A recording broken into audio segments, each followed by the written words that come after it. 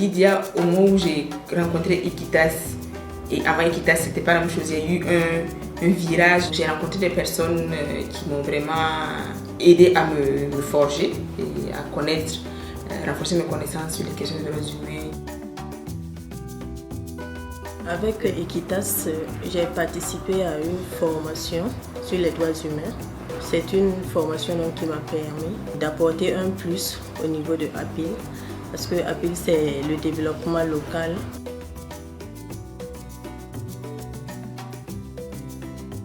Au retour, ça nous a permis d'élaborer une politique égalité femmes-hommes qui nous permet aujourd'hui de travailler sur le droit des femmes.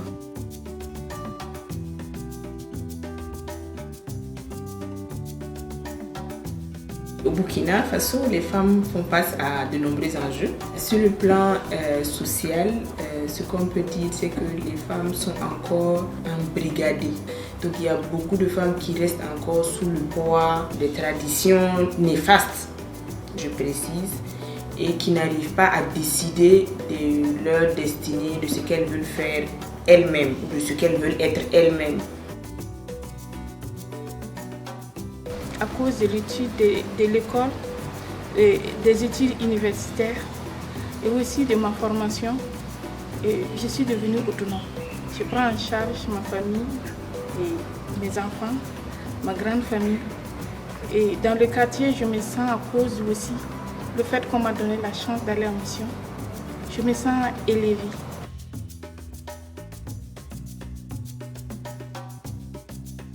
En fait, la plupart de nous, les femmes, n'ont pas été à l'école. Et le problème qui s'oppose aujourd'hui, c'est l'alphabétisation, au moins dans notre langue. Si tu peux savoir lire et écrire dans ta langue, tu peux comprendre mieux des choses, les faire comprendre qu'elles doivent se battre.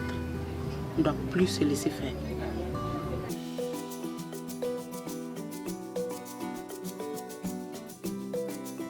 Je désire être journaliste. Dans notre famille, je suis la seule fille. Je suis la seule.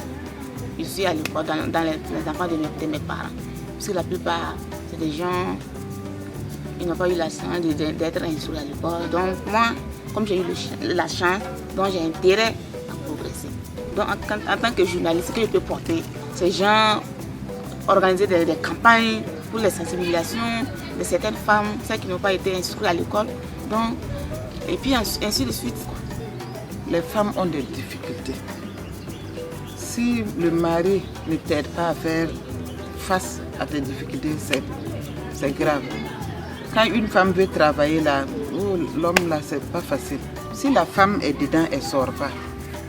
Elle ne peut rien comprendre. Mais du fait de les laisser sortir là, ils ont ouvert nos yeux. Nous, on ne savait pas qu'on avait les droits, mais vous nous avez ouvert les yeux aujourd'hui. On voit vraiment que ça va. Et venez à tout moment à nos côtés pour qu'on puisse aller à l'avant. Au lieu d'aller en arrière, on va à l'avant.